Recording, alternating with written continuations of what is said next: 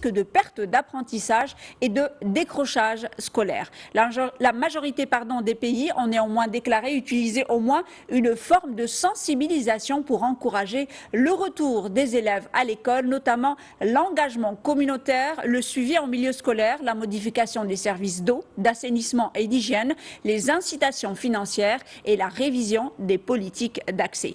Je vous propose d'écouter Audrey Azoulay, directrice générale de l'UNESCO.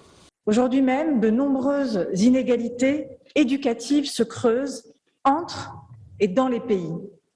C'est ce que confirme l'enquête que nous publions aujourd'hui et qui a été menée dans 142 pays avec l'UNICEF, l'OCDE, la Banque mondiale, que je veux remercier. Elle nous montre, cette étude, que 4 fractures éducatives s'aggravent. Il y a d'abord l'inégalité d'accès aux apprentissages.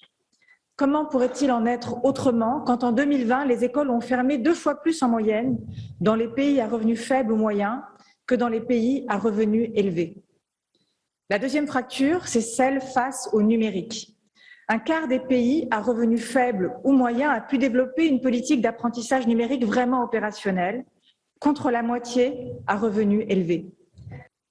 Cette enquête documente la manière dont les pays mesurent et comblent les pertes d'apprentissage de leurs élèves, réouvrent les écoles et déploient des stratégies d'enseignement à distance. Au total, 142 pays ont répondu à l'enquête qui couvre la période de février à mai 2021 et porte sur la maternelle, les enseignements primaires et secondaires. Les points clés de l'enquête soulignent notamment que les pays ont réagi en prenant diverses mesures pour atténuer les pertes d'apprentissage potentielles liées aux fermetures des écoles. Ainsi, environ 40% des pays ont prolongé l'année scolaire et une proportion similaire de pays a donné la priorité à certains domaines du programme scolaire. Cependant, plus de la moitié des pays ont déclaré qu'aucun ajustement n'avait été ou ne serait effectué. Par ailleurs, de nombreux pays avaient amélioré leurs normes de santé et de sécurité dans les centres d'examen, mais que 28% avaient annulé plusieurs examens dans le premier cycle de secondaire et 18%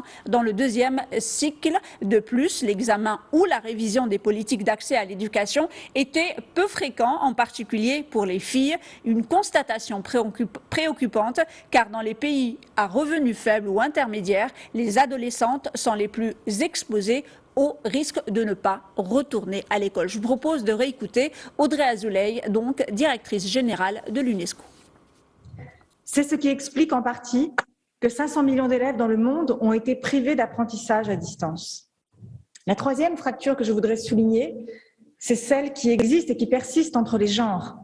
C'est une autre des conclusions de l'étude. Dans les pays moins favorisés, l'abandon scolaire des filles est trop peu pris en compte, alors qu'elles courent, nous le savons, plus de risques de ne pas retourner à l'école. Et c'est pourquoi nous continuons de faire de l'éducation des filles encore aujourd'hui et toujours une priorité. Une quatrième fracture, enfin, s'aggrave, la fracture budgétaire, car seulement la moitié des pays a fait progresser son budget d'éducation face à la pandémie, alors que les besoins ont augmenté. L'écart entre deux mondes éducatifs, vous le voyez, risque donc de continuer de se creuser sous nos yeux. En 2020, les écoles du monde entier ont été entièrement fermées pendant 79 jours d'école en moyenne, soit environ 40% du total des jours d'enseignement en moyenne dans les pays de l'OCDE et du G20. Les chiffres varient de 53 jours dans les pays à revenus élevés à 115 jours dans les pays à revenus intermédiaires inférieurs. La demande de fonds augmente en concurrence avec d'autres secteurs alors que les recettes des gouvernements sont en baisse. Néanmoins, en 2020, 49% des pays ont augmenté le budget consacré à l'éducation par rapport à 2019, tandis que 43% ont maintenu leur budget constant. Le financement devrait augmenter en 2021 puisque plus de 60% des pays prévoient d'augmenter leur budget par rapport à 2020. Je vous propose de réécouter la directrice générale de l'UNESCO, Audrey Azoulay. Il nous faut donc collectivement agir. Agir d'abord pour ouvrir les écoles en toute sécurité. Et c'est le sens de l'appel que nous avons lancé hier avec Henrietta Fore, directrice générale de l'UNICEF. Les écoles devraient être les premiers lieux à rouvrir et les derniers à fermer. Il faut donc aussi, comme l'UNESCO y avait appelé dès février dernier, vacciner les enseignants en priorité. C'est trop peu le cas. Et surtout, nous le savons, nous le vivons, la fracture vaccinale entre le Nord et le Sud, à l'heure où seul 1% des 3,3 milliards de doses de vaccins ont été administrées dans les pays les plus pauvres, eh bien, cette fracture vaccinale menace aussi la continuité de l'éducation dans ces pays. Agir, cela veut dire aussi évaluer les lacunes et les résorber. Alors que près de 100 millions d'élèves dans le monde pourraient passer sous les seuils de compétences minimales en lecture, une récente étude de l'Organisation des États ibéro-américains montre qu'il leur faudra 11 ans pour rattraper ce retard accumulé.